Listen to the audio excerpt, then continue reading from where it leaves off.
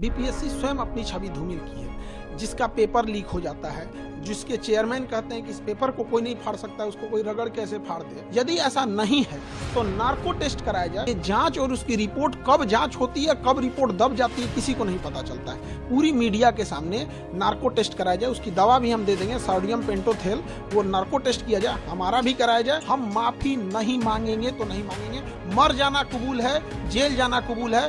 बच्चों के लिए लड़े थे, उनके लिए माफी नहीं मांगेंगे, क्योंकि हम अगर माफी मांग ले तो खान सर नहीं झुकेंगे, वो बच्चों का स्वाभिमान झुक जाए। देखिए, बीपीएससी ने कई सारे ऐसे बयान जारी किए, ऐसे नोटिफिकेशन जारी किए, जिससे भ्रम की स्थिति पैदा हो गई। और अध्यक्ष महोदय ने स्पष्ट कई मीडिया में और अखबारों में कहा था कि वो जरूरत लगेगी तो नॉर्मलाइजेशन करेंगे, और कभी लगता था करेंगे नहीं करेंगे, इसी को लेके प्रोटेस्ट हुआ था। तो उन्होंने हमारे 5 सेंटरों को इसे नोटिस भेज दिए।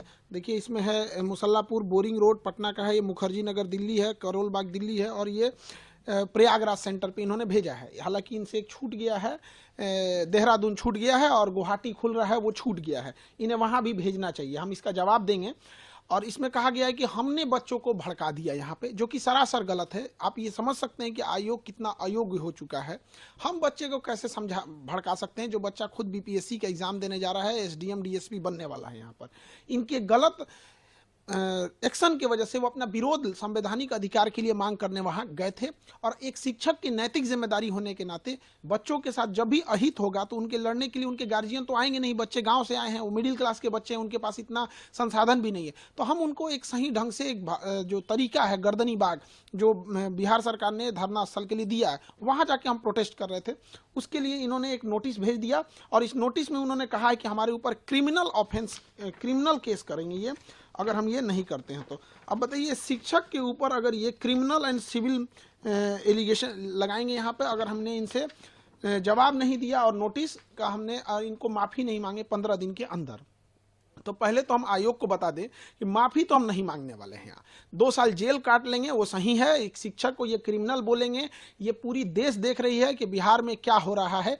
हम कोई अपने लिए नहीं लड़ने गए थे, विद्यार्थियों के हक के लिए लड़ाई लड़ने गए थे यहाँ पर। और जो पूरे बिहार में एक प्रचलन है, सारे जगह ये गली गली में लोगों को ये हल्ला है कि सीटें बेची जा रही हैं। हमने इसी चीज़ों को दोहराया है, और आयोग इस पर स्पष्टीकरण करे कि आखिर ऐसा क्यों हो रहा है, स्केलिंग क्यों करेगा आयोग यहाँ। और उनका कहना है कि सार्वजनिक रूप से माफी मांगे। माफी तो आयोग को मांगना चाहिए सारे बच्चों से, कि इस चुनावी वर्ष में पूरे बिहार का किरकिरी करा दिए, इतने बच्चों का, जहां कोई परीक्षा नहीं करा सकते हैं। तो ये आयोग को तो कहीं से इस बात पे होना ही नहीं चाहिए कि हम लोग से नोटिस दे। यहाँ पर आपने डीएसपी एसडीएम जैसे लोगों सीट बेचने की बातें को लेकर है, कहा है उसमें कि आप बिक गया सीट, उसको लेकर है बीपीएससी की छवि धूमिल की आपने। बीपीएससी स्वयं अपनी छवि धूमिल की है, जिसका पेपर लीक हो जाता है, जिसके चेयरमैन कहते हैं कि इस पेपर को कोई नहीं फाड़ सकता, उसको कोई रगड़ कैसे फाड़ दे।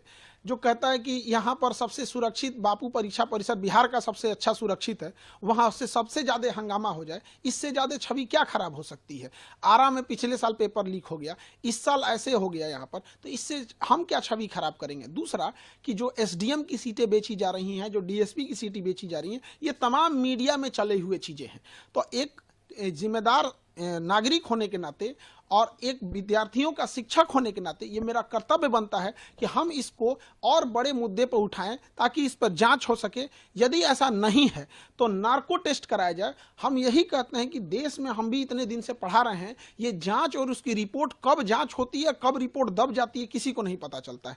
पूरी मीडिया के सामने नार्को टेस्ट कराया जाए, उसकी दवा भी हम दे देंगे, सोडियम पेंटोथेल, वो नार्को टेस्ट किया जाए, हमारा भी कराया जाए। मीडिया के सामने अध्यक्ष महोदय हो जाए, सचिव महोदय हो जाए, कौन गलत है कौन सही है ऑटोमेटिक पता चल जाएगा। हम माफी नहीं मांगेंगे तो नहीं मांगेंगे। मर जाना कबूल है, जेल जाना कबूल है। बच्चों के लिए लड़े थे, उनके लिए माफी नहीं मांगेंगे, क्योंकि हम अगर माफी मांग ले तो खान सर नहीं झुकेंगे, वो बच्चों का स्वाभिमान झुक जाएगा, जो लड़कर अपना अधिकार मांगे थे। फिर कोई बच्चा लड़ने के लिए नहीं जाएगा।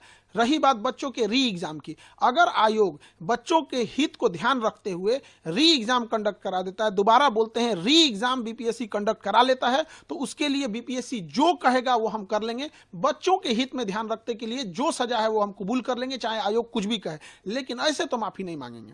आगे अब खान सर क्या करेंगे अब आगे? इस नोटिस का जवाब देंगे और एक बीपीएससी को भी नोटिस भेजेंगे कि आपने पूरे विद्यार्थियों को 5 लाख स्टूडेंट को मेंटल ट्रोमा में रखें। वहां पे कभी इनको लगता है, कभी इनका मन करेगा ऑप्शनल हटा देंगे, कभी 5 ऑप्शन डाल देंगे, कभी 4 ऑप्शन डाल देंगे, कभी एक ट्वीट खेल देंगे, कुछ से कुछ बोलने लगेंगे। इनका अध्यक्ष साहब का कहना था मैं एग्जाम के लास्ट मोमेंट में डिसीजन ले सकता हूं कि नॉर्मलाइजेशन होगा कि नहीं होगा। तो बाहर में आके हम लोग क्या बोले?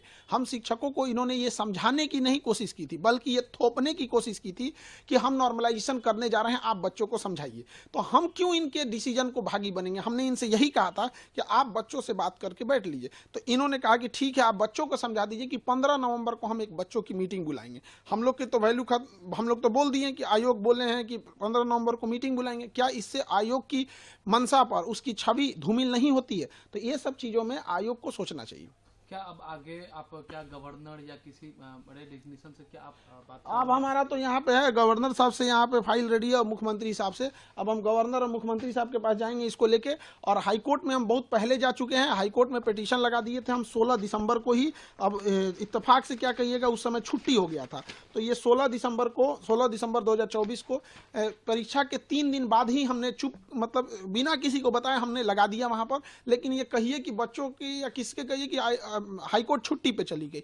तो हम ये तीनों जगह अब जाएंगे, हम छोड़ेंगे नहीं किसी को भी। बच्चों के भविष्य के साथ खेलने का अधिकार किसी को नहीं है। वो बच्चे मिडिल क्लास से आ रहे हैं, कोई गरीब है, वो देख रहा होता है कि गलत हो रहा है, लेकिन ऐसा नहीं है कि उसको होने देंगे। इसकी सीबीआई जांच होनी चाहिए, सीबीआई जांच जाए अपने जगह पे। नार्को टेस्ट सबसे जरूरी है। क्या आप सीबीआई जांच की मांग कर रहे हैं? हम सीबीआई जांच करते हैं, सबसे पहले हमसे शुरू करें, वरना आयोग उसके बाद अध्यक्ष पे जाए। पहले हमारे से स्टार्ट कर ले, नार्को टेस्ट कर ले, फिर अध्यक्ष से। क्या कौन झूठ बोल रहा है, कौन सच बोल रहा है, सब सामने आ जाएगा। यहाँ पे संवैधानिक जगह पे बैठ के संविधान की रक्षा करनी चाहिए, देश की भविष्य का। इससे पहले अतुल प्रसाद भी थे, इतनी बड़ी परीक्षा कंडक्ट कराएं, इस तरह का तो एलिगेशन उन पे नहीं लगा। ये एक एग्जाम कंडक्ट कराने में पूरी तरह से धज्जी उड़ा दी है बीपीएससी का।